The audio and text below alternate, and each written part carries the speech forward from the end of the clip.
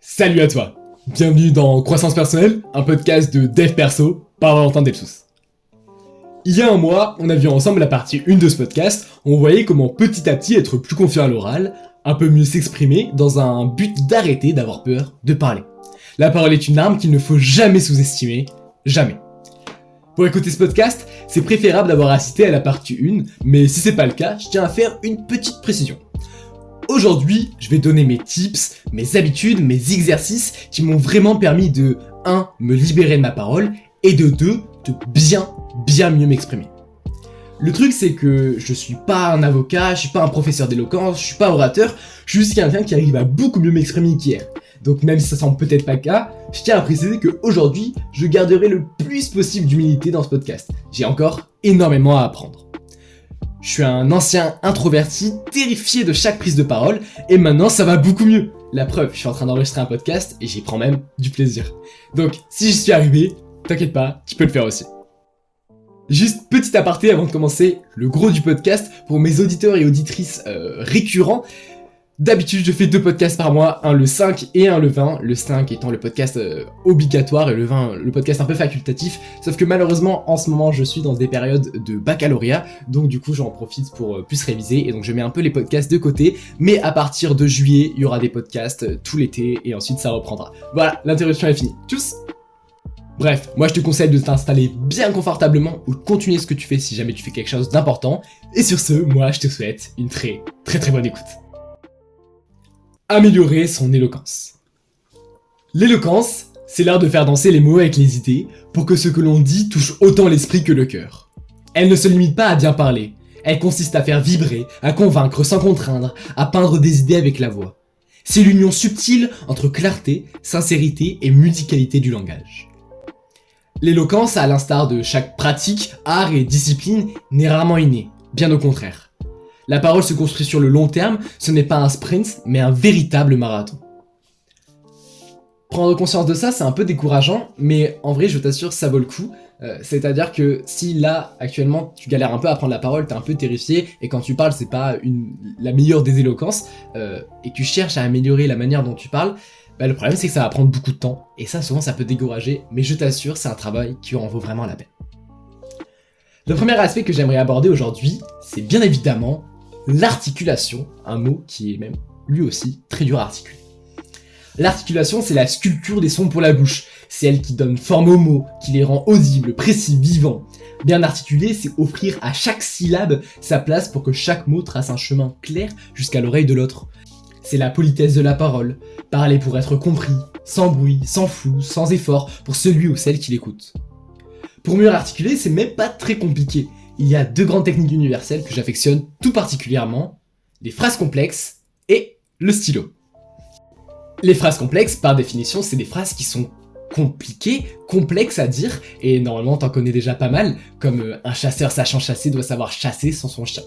Ces phrases que souvent on utilise quand on fait du théâtre ou qu'on essaye d'apprendre une poésie, pour un but d'éloquence ou juste de réussir à mieux parler dans la vie de tous les jours, elles sont très utiles pour l'articulation. Je vais donner quelques-unes de mes phrases complexes assez simples quand même, parce qu'il y en a qui existent, qui font plusieurs pages, que j'aime beaucoup. Premièrement, il y a un chasseur sachant chasser, doit savoir chasser sans son chien, et son chien, s'il sait chasser, doit savoir chasser sans son chasseur. Ça, c'est une petite variante du chasseur. Ensuite, il y a « je veux et j'exige d'exquises excuses », la cavale au valac avale à l'eau du lac, et l'eau du lac l'avale la cavale au valac. Le cri-cri de la cric crie son cri-cru et critique car il craint que les escrocs ne le croquent, et le crack. Il y en a pas mal, j'en ai pas mal sur mon téléphone, mais là c'est celle que j'étais en train d'apprendre il y a pas longtemps.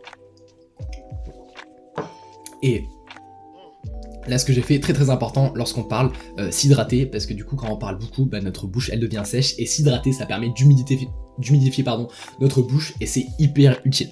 Donc les phrases complexes, t'en as plein sur internet, tu les apprends toutes, et enfin c'est pas que tu les apprends toutes, mais c'est tu les travailles, t'essaies de les connaître un peu parfaitement, et tu les récites de temps en temps, et comme ça ta diction et ta mâchoire vont se muscler, parce que je tiens à le préciser, la parole, l'éloquence, c'est un muscle en fait, c'est grâce à notre bouche, grâce à nos lèvres, grâce à notre palais n'est pas spécialement un muscle, mais grâce à notre langue, et toute cette symbiose entre guillemets, c'est une sorte de musculature, donc c'est en s'entraînant qu'on va arriver à mieux la dompter. Et la deuxième des techniques pour mieux articuler, c'est bien évidemment le stylo. Le stylo qui, elle, par contre, est un peu moins connu et un peu plus controversé, si je puis dire, parce qu'il y a pas mal de pratiquants d'éloquence, pas spécialement non plus, mais qui... c'est très tranché le stylo, soit les gens adorent, soit les gens détestent, ils disent que c'est la merde. Moi personnellement j'adore. En gros là j'ai un stylo devant moi, bon ça se voit pas parce que c'est un podcast, mais en gros tu vas prendre ton stylo et tu vas le mettre dans ta bouche,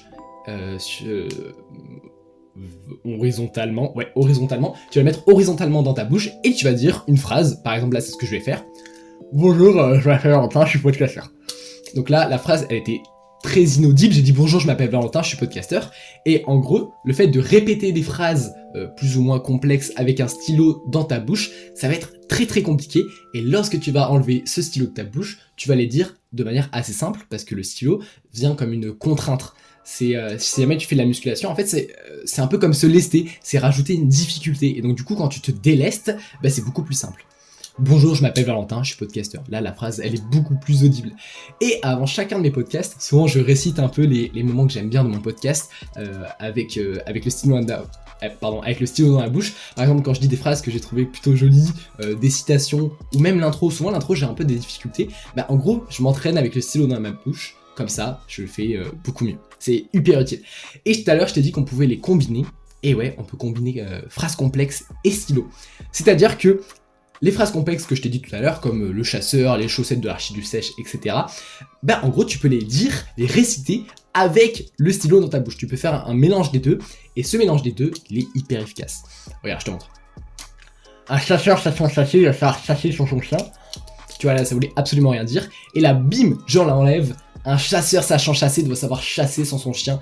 Je le récite hyper bien grâce à ça. Donc si tu dois retenir vraiment deux techniques que je te conseille personnellement pour mieux articuler, c'est réciter des phrases complexes et réciter des textes ou des phrases complexes avec un stylo dans la bouche, c'est hyper efficace.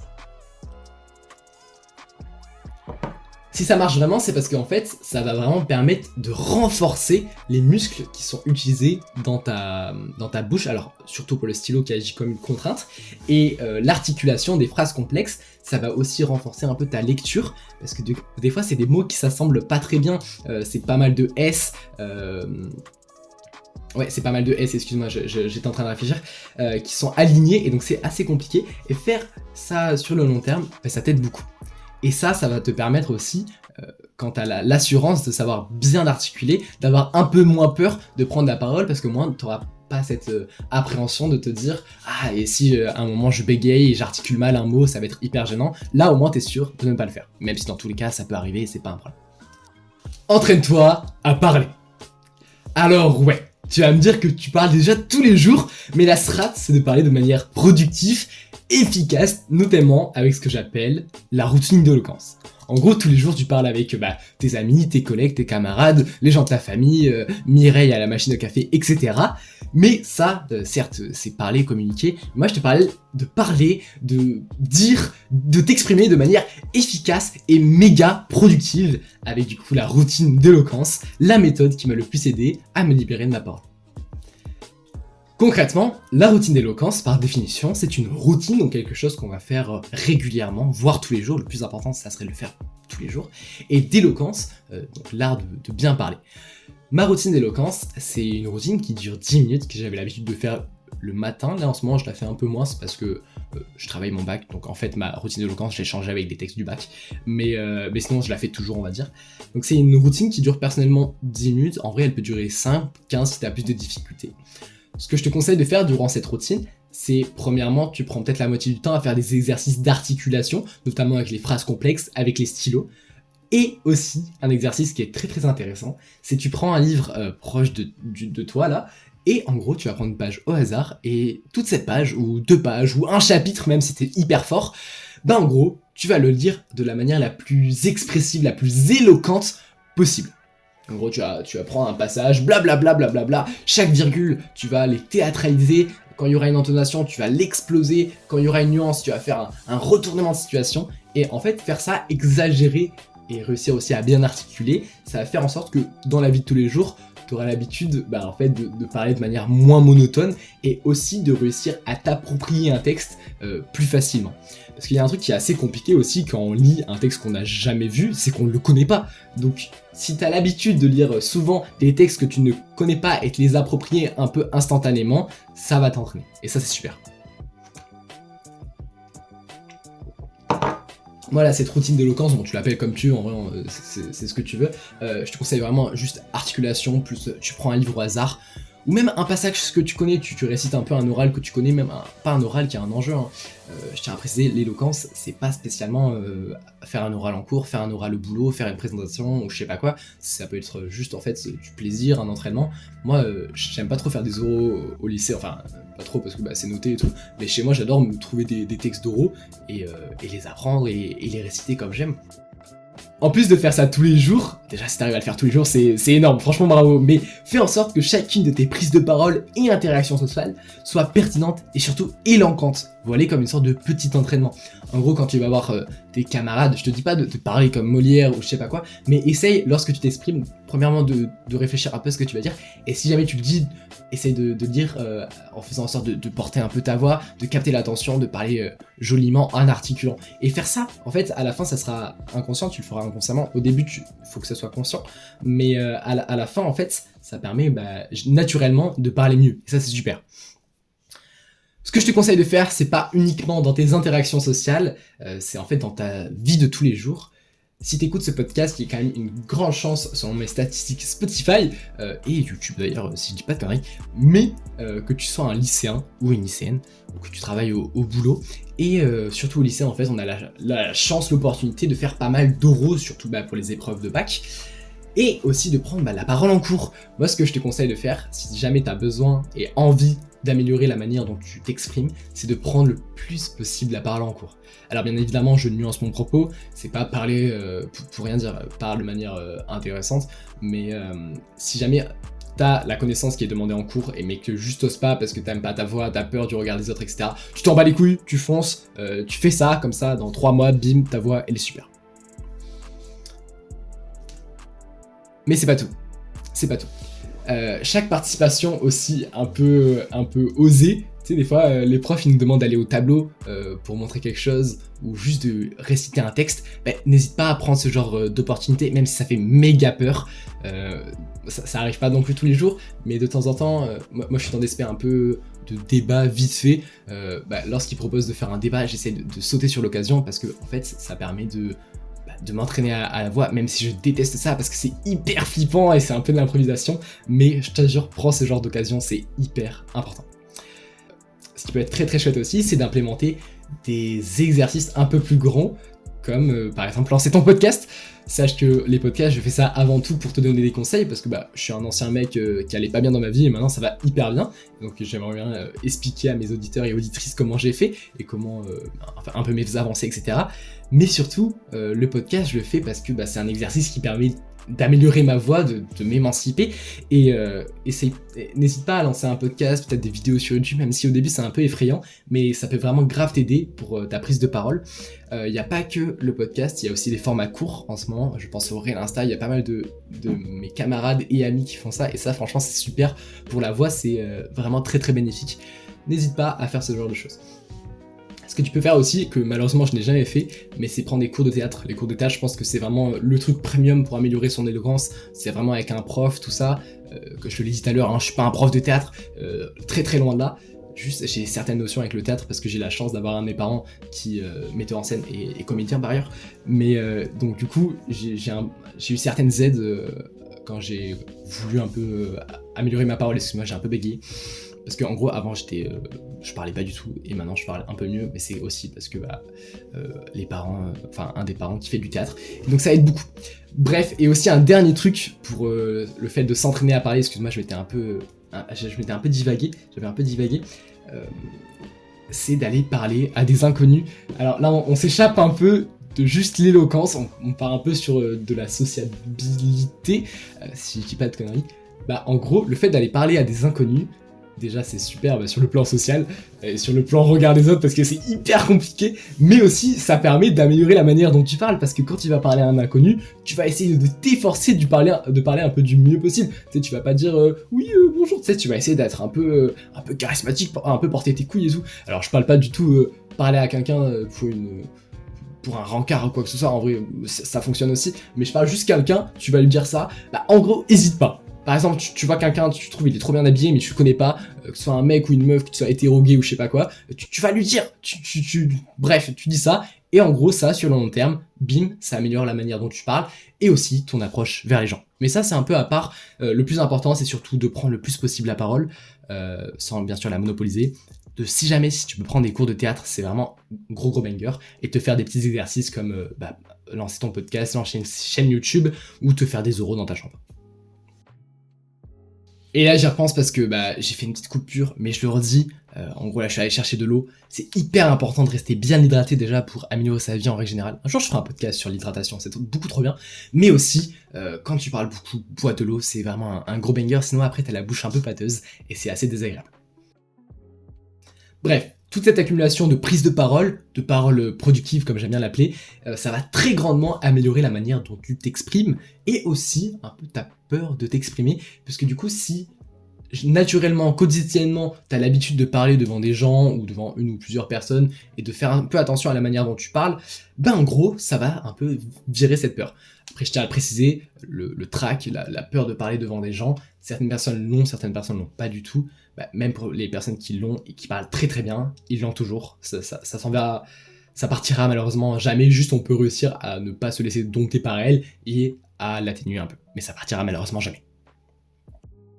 Donc après ce podcast, si t'as l'occasion de prendre la parole de manière bien sûr intelligente, même si ça te fait méga peur, même si t'as peur du jugement des autres, même si t'as un peu honte ou je sais pas quoi, prends-la, je te jure, si tu fais ça sur le long terme, tu vas réussir à ne plus trop avoir peur et à beaucoup mieux parler. Et surtout, oublie pas la superbe routine de 10 minutes. Si tu peux l'implémenter le matin ou le soir, ou même dans ta journée en fait, c'est super. Juste essaye d'être un peu discipliné vis-à-vis de ça. Moi je te jure, ça m'a vraiment aidé. J'ai fait ça pendant 1 an et demi non-stop.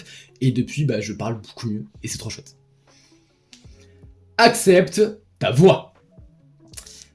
Accepter sa voix, surtout à nos âges d'adolescents, pour les hommes et pour les femmes, c'est une tâche très compliquée.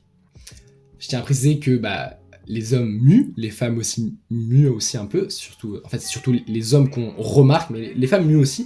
En gros ça fait des perturbations dans notre voix, surtout à l'âge de la puberté, et du coup ça fait en sorte que déjà qu'on n'aime pas trop notre corps, notre apparence, qu'on a les hormones un peu comment on appelle ça, tout cassé, blablabla, en gros ça fait en sorte qu'on n'aime pas notre voix, que notre voix elle est un peu désagréable à entendre, même certaines personnes des fois nous font des remarques dessus, et donc du coup ça nous fait une sorte de blocage, comme on sait que notre voix elle est pas méga agréable, ça nous donne pas envie de la prendre, et même quand on parle, on s'entend un peu, on est en mode ah ma voix elle est trop aiguë, ou ma voix elle est trop grave, ou ma voix elle est comme ça, ma voix elle est comme ça, et ça c'est pas bien du tout.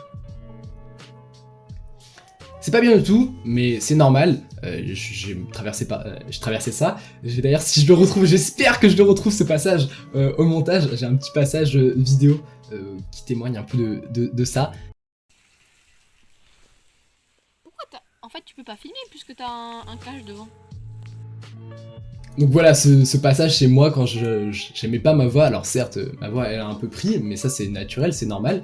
Mais je pense que même si ta voix elle flanche un peu, parce que même moi là, ma voix elle a pas terminé de grandir, et même quand une voix a terminé de grandir, elle a toujours plein d'imperfections, qu'on soit un homme ou une femme. En gros, la voix elle est pas parfaite, on peut juste essayer de l'améliorer et de vivre avec. Faut pas avoir honte de sa voix.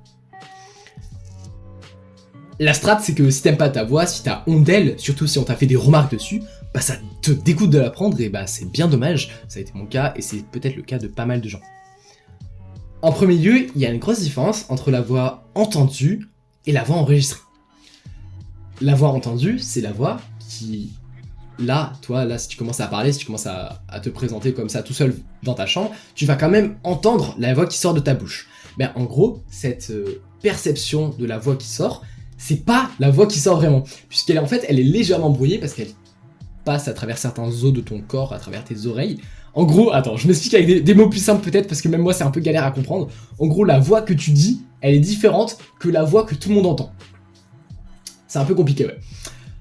Pour réussir à accepter ta voix, il va falloir que tu fasses un exercice très compliqué et très inconfortable. T'enregistrer pendant 1 à 2 minutes et écouter cet enregistrement plusieurs fois. Si t'as jamais fait ça de ta vie, sache que c'est un exercice très inconfortable, très désagréable, mais très efficace pour corriger et aussi sur le long terme accepter sa voix. Ça a l'air d'ailleurs un peu paradoxal. Je parle en connaissance de cause, à chaque fin de podcast je fais un montage pour couper un peu les moments nuls, rajouter de la musique, faire en sorte qu'il n'y ait pas de bugs, donc je suis obligé de réécouter toute ma voix pendant parfois plus d'1 heure, et réécouter sa voix pendant plus d'1 heure, surtout quand on parle beaucoup, et que parfois on fait des fautes, qu'on doit les couper, qu'on doit les monter, etc. On se rend compte que notre voix elle est pas parfaite, et souvent c'est un peu démotivant, on se sent vraiment nul, mais c'est pas le but, au contraire. Le fait d'écouter plusieurs fois sa voix longtemps sur le long terme, en gros, ça permet un peu de se dire ok, écoute, ma voix elle est pas parfaite, elle est comme ça, mais c'est pas grave, je suis bienveillant avec elle, personne n'est parfait, ma voix n'est pas parfaite, mais je vais l'améliorer, et faut pas être méchant avec sa voix. C'est pas parce que, en gros, de temps en temps on fait des petites erreurs, ou que on a la voix un peu aiguë, par exemple, moi de temps en temps j'ai ma voix elle est un peu aiguë, parce que voilà, c'est normal, je suis un mec, j'ai pas terminé de grandir. En gros, faut réussir à accepter sa voix, et pas être comme un connard, comme ma voix elle est pas parfaite, je vais pas parler. Bien sûr, si tu te dis ça, t'es pas un connard, hein, bien sûr. Bref, en changeant ton regard quand t'écoutes ton enregistrement, tu passes de « Ah, ma voix elle est moche, ma voix elle est nulle » ou quoi que ce soit, à « Tiens, comment je pourrais réussir à l'utiliser différemment ?» Du coup, la technique, je la rappelle, c'est d'enregistrer sa voix pendant, 2, 3, 4, 5 minutes, et ensuite d'écouter cet enregistrement plusieurs fois. Pour cet enregistrement, si jamais tu sais pas trop quoi dire, déjà en vrai tu peux dire, je sais pas, même tu pourrais peut-être créer un podcast, ça serait chouette. Ouais, je suis un peu une propagande podcast, mais en vrai tu peux grave raconter une anecdote toute ta journée, tu racontes ça, de toute façon c'est juste pour toi, on s'en fout, et ensuite tu le réécoutes. Si tu l'as jamais fait première fois, tu vois que c'est un peu particulier de s'écouter, parce que en fait on remarque, c'est ce que je te disais avec la voix entendue et la voix enregistrée, c'est que c'est pas du tout pareil la voix qu'on entend. Et la voix qu'on écoute quand on s'enregistre, c'est légèrement différent. Et c'est un peu perturbant, mais c'est pas grave. Si lorsque t'écoutes cet enregistrement de toi, t'es vraiment mal à l'aise, ça c'est sans doute pas le cas, je pense que c'est peut-être juste certaines personnes, sache que c'est pas grave, c'est juste qu'il faut que tu te familiarises un peu plus avec ta propre voix. Ça a l'air un peu bizarre dit comme ça, mais je te jure c'est vrai, et qu'il faut que tu te familiarises, tu te l'appropries encore plus, et si tu fais ça encore quelques fois, ça ira. Moi, ce que je te conseille, c'est peut-être essayer de faire ça toutes les semaines ou tous les mois. Tu te fais un petit enregistrement de 1 ou 2 minutes, et de temps en temps, tu essayes de l'écouter et d'accepter ta voix, de te dire ok, ça c'est pas parfait, mais c'est pas grave. Ou encore mieux, ça c'est pas parfait, mais je peux changer en faisant ça, en ayant la voix un peu mieux, en articulant un peu mieux. Voilà. Et en toute honnêteté, même en tant que podcasteur, donc un mec qui m'enregistre tout le temps, je n'accepte pas ma voix à 100%. Quand j'écoute un podcast, là je te l'ai dit, il y a toujours des moments où je suis un peu crispé, où je suis en mode je vais republier ça sur internet, c'est ma voix et tout, alors qu'en fait, objectivement ça va. Bien sûr je suis pas parfait, mais objectivement ça va. C'est juste que l'avis qu'on a sur sa propre voix et sur nous-mêmes, il est toujours différent de ce qu'il est objectivement.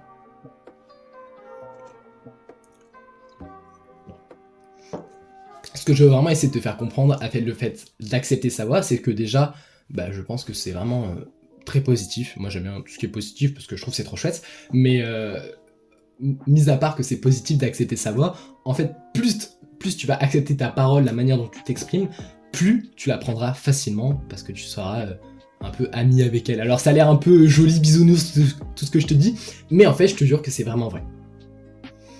Finalement, dernière petite partie de ce podcast, je vais te partager un peu mes petits tips pour réussir à mieux parler, parce qu'il y a un peu des choses du coup universelles, des habitudes comme la routine ou l'articulation et accepter sa voix, mais il y a aussi des petits tips qui sont moins gros et que je voulais te partager pour finir ce podcast, qui est d'ailleurs la deuxième partie du podcast sur l'éloquence et réussir à parler sans stresser.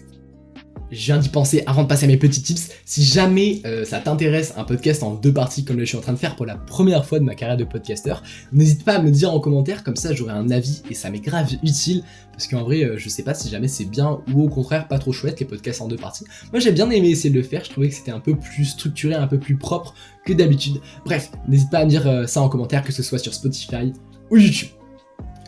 Le volume.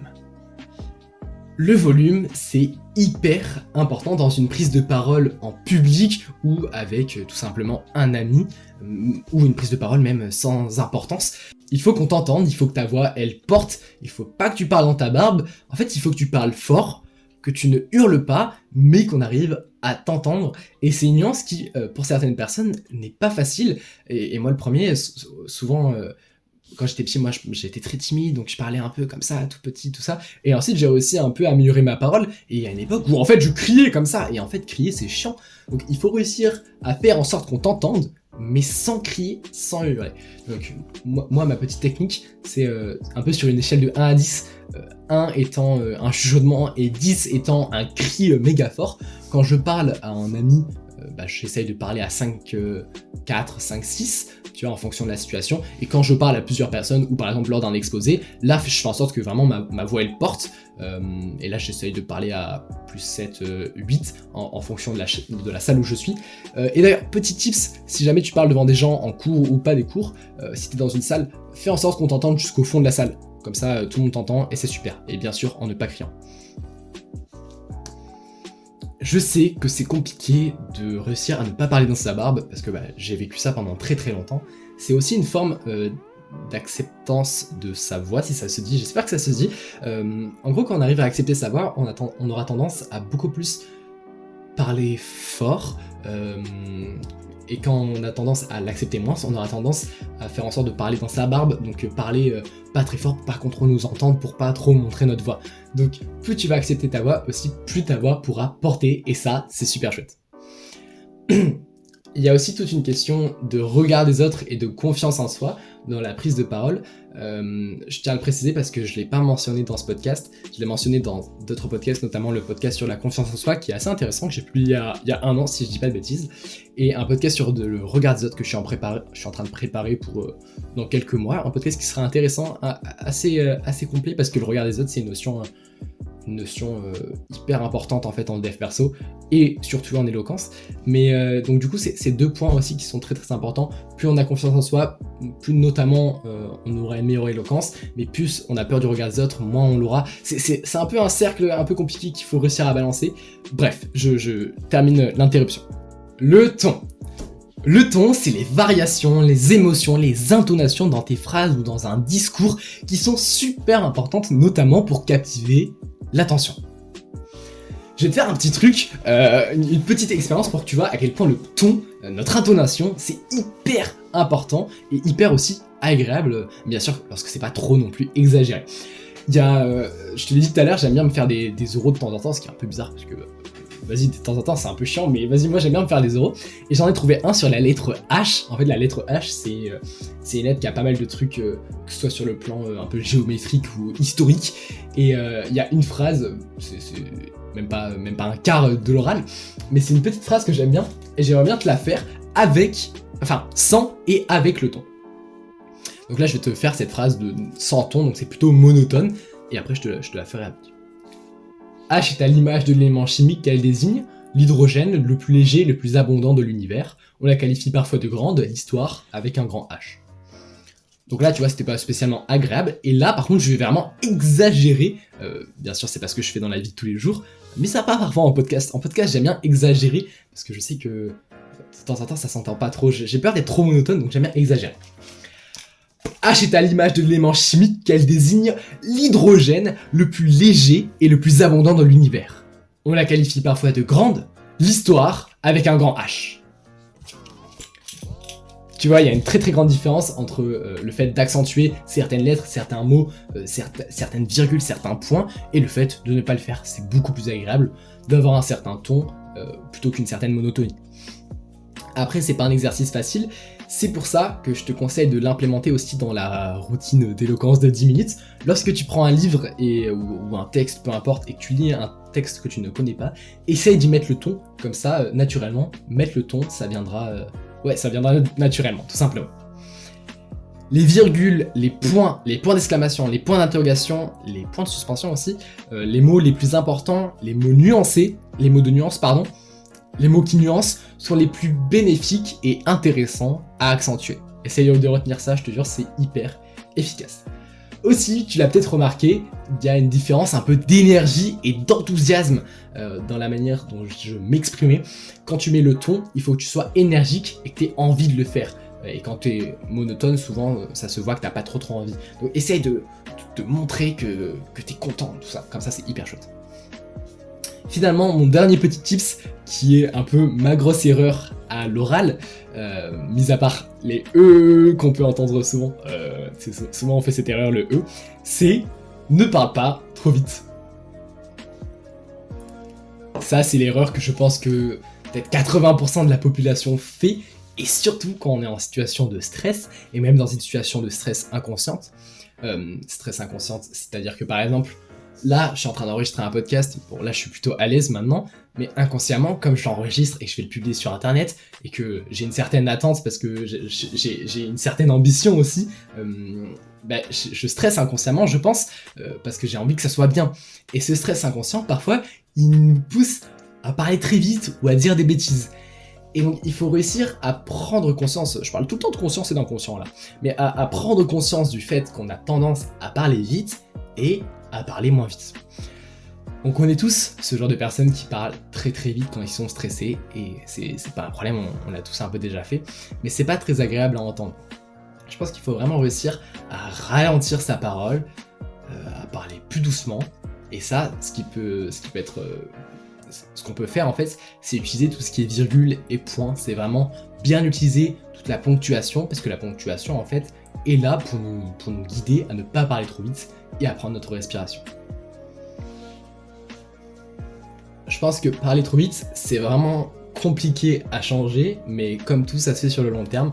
Si un peu tous les jours, tu prends conscience du fait d'essayer de ne pas parler trop vite, naturellement, ça va se faire, et c'est comme ça qu'on s'améliore tout simplement. Écoute, on en a terminé avec ce podcast qui aujourd'hui était beaucoup plus axé sur l'éloquence que sur la gestion du stress, contrairement à il y a un mois. C'est la fin de ce podcast, je te remercie sincèrement d'être resté jusqu'à la fin. Juste avant, comme d'habitude, on va faire une petite conclusion pour que tu n'oublies rien de ce podcast. On va pas faire la conclusion du dernier podcast, on va faire juste ce podcast qui, du coup, je le rappelle, était plus axé sur l'éloquence. Alors, en premier lieu, on a parlé du fait que l'articulation, c'était hyper important dans la manière dont on s'exprimait, c'était même un point clé tout simplement. Ensuite, on a vu que pour améliorer la manière dont on parle, il fallait s'entraîner, et si possible s'entraîner tous les jours, s'entraîner à chaque interaction sociale. Même si c'est assez énergivore et chronophage parfois, il faut essayer de le faire, c'est hyper important. Chaque occasion de prendre la parole, tu la prends. Si jamais tu peux faire des exercices comme du théâtre, ou lancer un podcast, une chaîne YouTube, t'hésites pas à le faire, ça peut grave t'aider. Ensuite, on a vu que pour mieux parler, c'était très très important de réussir à accepter sa voix, de savoir que notre voix elle est pas parfaite, et pour ça tu peux essayer de t'enregistrer et de un peu quotidiennement écouter ta voix, essayer de comprendre ce qui est pas très bien, ce que tu peux changer, ce que tu ne pourras pas changer, et ce que tu ne pourras pas changer, essayer de l'accepter. Finalement, on a vu les petits tips de Valentin, alors c'est 3 petits trucs, en soi il y en a plein d'autres, mais c'est pour moi les plus importants, qui sont le volume, faire en sorte que ta voix porte sans crier, et faire en sorte que ta voix porte quand même réellement, le ton, essayer de jouer avec les variations et les intonations, et aussi le fait de ne pas parler trop vite, mais aussi de ne pas parler trop lentement non plus, surtout ne pas parler trop vite, c'est souvent l'erreur qu'on fait quand on est stressé. Mais voilà, du coup, c'est la fin de ce podcast. Je te remercie vraiment d'avoir écouté ce podcast jusque-là. Est-ce que tu as écouté les 2 podcasts? Si jamais tu as écouté les 2 podcasts, n'hésite pas à me le dire en commentaire. N'hésite pas à répondre au sondage que je vais poster juste en dessous. J'aime bien mettre des sondages sur mes podcasts. N'hésite pas à le faire, ça peut vraiment grave m'aider. N'hésite pas aussi à t'abonner à ma chaîne de podcast sur Spotify ou sur YouTube, à mettre l'épisode en favori ou mettre un petit like, à partager cet épisode et ma chaîne de podcast en règle générale à tes amis ou à un de tes amis qui a peut-être des difficultés à prendre la parole ou qui au contraire est à fond dans l'éloquence et c'est un sujet qui l'intéresse. Je pense que vraiment ce podcast pourrait grave l'intéresser. Écoute, continue tout ton travail d'éloquence, je sais que c'est un peu compliqué, peut-être que t'es à ton début, peut-être que t'es déjà en train de travailler dessus, peut-être que t'es un pro dans l'éloquence, dans tous les cas, continue, c'est vraiment un art qui est génial, qui est beau, qui cessera, je l'espère, jamais d'exister. Continue, en plus c'est grave des persos de réussir à bien parler. je crois en toi, et moi je te dis à la prochaine dans mes podcasts. Ciao!